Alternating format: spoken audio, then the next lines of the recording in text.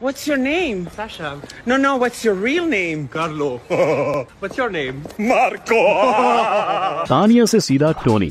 Thailand के ऐसे करिश्मों से तो आप वाकिफ होंगे ही, लेकिन भाई लोग अगर आप थाईलैंड में सिर्फ 5 दिन के लिए भी घूमने जाएं, तो आपको वहाँ कई स्कैम से गुजरना पड़ेगा, जिसमें सबसे किलर स्कैम है लेडी ड्रिंक। लेकिन थाईलैंड की इस लेडी ड्रिंक स्कैम को टक्कर देने का काम करता है लास वेगास का कसिनो स्कैम। तो भाई लोग आज 10 में 9 इंडियन आउट ऑफ इंडिया जाते ही है, कोई काम के लिए तो कोई स्टडी के लिए तो कोई जस्ट चिल करने, और इनमें से कईयों के साथ ऐसे छोटे मोटे स्कैम हो ही जाते हैं। इसीलिए फैक्ट भाई आपके लिए खास ये वीडियो लेकर आया है, जिसे देखकर आप इन स्कैम से छुटकारा पा सको। लेकिन बस विदेश में ही नहीं, आज कई विदेशी लोग इंडिया आकर भी स्कैम कर रहे हैं। मतलब जिस थाली में खाया उसी में छेद, और उसका लाइव एग्जाम्पल आपको मिलेगा गोवा में। अब वो कौन सा स्कैम है, आइए जानते हैं। Number 1, American dream. यहाँ पे तो कुछ स्कैम चल रहा है। मेरी मशीन में $10 का बैलेंस था मेरे पास और एकदम से $1 बन गया। नसीब के गेम को स्कैम बताकर यूट्यूबर अनुज ने अपने व्लॉग में सारे सबूत पेश कर दिए। इनके साथ हुए स्कैम की कहानी शुरू होती है लास वेगास के सीजर पैलेस होटल से। यहाँ अनुज भाई आकर ठान लेते हैं कि वो यहाँ अच्छा खासा वक्त गुजारेंगे, तो इसीलिए भाई ने अपनी लिमिट $10 खर्च करने की तय की। इतनी मोटी रकम के साथ खेल रहे अनुज एक मशीन को सिलेक्ट करते हैं। हालांकि कसिनो ने उन्हें शुरुआत में जिताया, लेकिन फिर हो गया इनके साथ बहुत बड़ा स्कैम। अचानक उनकी $10 का बैलेंस $0 पर पहुंच गया। अब चलो ये तो छोटी रकम का स्कैम था, पर आज लास वेगास में बड़े सारे रुपयों का स्कैम हो रहा है। आज वहाँ पर कार्ड स्विचिंग स्कैम से लेकर पोकर चिप्स की चोरी भी हो रही है। तो इस सबसे बचे कैसे? इंडियन जुगाड़ से। देखो, जैसे आपको यहाँ अगर किसी ने फ्रॉड किया तो पहले आप क्या करोगे? पुलिस को इन्फॉर्म करोगे या फिर उस कंपनी पे आप केस ठोक देंगे, राइट? पर ऐसे गुनहगारों से लड़ने का बेस्ट तरीका है पूरे मामले का वीडियो उतारना और सोशल मीडिया की मदद मांगना। इसके अलावा अपनी इंडियन एम्बेसी तो है ही। नंबर 2, बच के रहना रे बाबा। एक छोटे से रूम में 15 बेड है, इसका मतलब एक रूम में 15-16 बंदे रहते हैं। रूम एक, लेकिन सोने वाले लोग 15। बहुत नाइंसाफी है।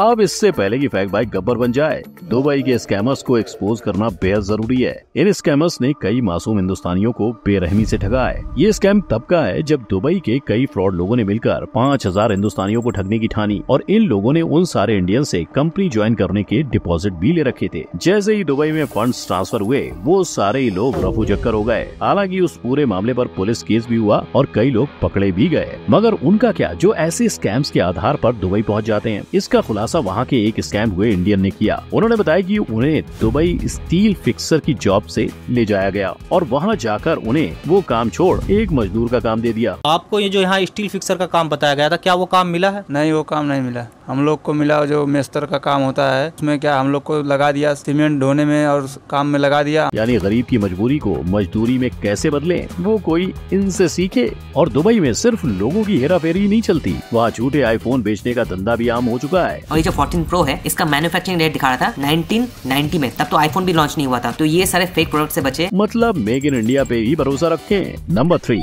एक का ट्रिपल।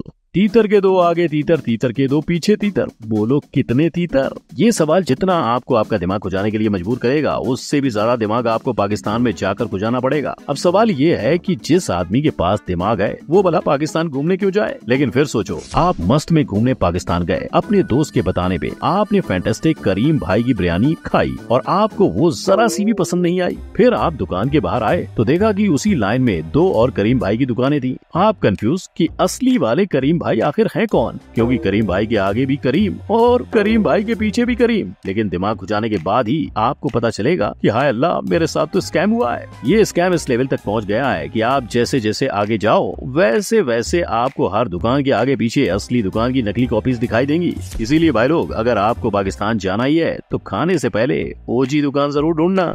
Number 4, scam land. बुढ़ापे में जवानी के नशे करने थाईलैंड जाओ। इंडिया में अच्छे मसाज नहीं मिलते, थाईलैंड जाओ। अगर स्कैम्स के दलदल में फंसना चाहते हो तो ऑफ कोर्स थाईलैंड जाओ। मगर ये सारी चीजें करने से पहले फैक्ट भाई के पास आओ, क्योंकि थाईलैंड जाने से पहले आपको थाईलैंड में होते लाखों के स्कैम्स के बारे में जानना बेहद जरूरी है। तो चलो एक एक करके थाईलैंड में होते स्कैम्स के बारे में जानते हैं। पहला है बोट स्कैम। इसकी जानकारी यूट्यूब के अनमोल भाई ने दी, जहाँ उनका कहना था कि जब वो थाईलैंड के कुछ मंदिर विजिट करने गए, तब उन्हें एक इंसान ने सजेस्ट किया कि आप टुक टुक ले लो। अब आम तौर पर नई जगह पर आपको भले इंसान इतनी जल्दी नहीं मिलते, पर अनमोल भाई शॉक हो गए जब उस इंसान ने कहा कि आपको टुक टुक सिर्फ 45 रुपए में एक बोट के पास लेकर जाएगी। फुला काफी मदद कर रहा है, उसने मेरे को ऑटो में बिठा दिया और वो टुक टुक वाला मेरे को ले गया वहाँ तक। अब उस टुक टुक वाले ने 20 बात ले लिया, अब वो टुक टुक वाला मुझे ले गया टिकट काउंटर। हालांकि उस इंसान के मुताबिक बोट का प्राइस भी उतना ही होना चाहिए था, पर बोट के पास पहुँचते ही वो टुक टुक वाला अपनी बात से पलट गया। यहाँ अनमोल से 1000 बात यानी 2000 रुपए ज्यादा चार्ज किए जा रहा था। नो नो नो 20 बात फॉर टुक टुक, नो बोट 1000 बात। मतलब न सिर्फ वो इंसान पर टुक टुक वाला भी बोट वाले से मिला हुआ था। दूसरा है टैक्सी स्कैम। यहाँ आपको टैक्सी के साथ भाव तोल करके बैठना पड़ता है और जब आप उतरोगे तब आपको बताया जाएगा कि आपको ज्यादा पैसे देने पड़ेंगे। जैसे आपने 80 में डील डन करी है तो ये उस जगह पे पहुंचा के आपको कहेंगे 100 बात, वो फिर मुकर जाएंगे, वो कहेंगे नहीं 100 बात और आपका ऐसे लड़ाई झगड़ा भी हो सकता है। अब ऐसे स्कैम से बचने आपको ड्राइवर के दिए बयान को पहले से रिकॉर्ड करके रखना पड़ेगा।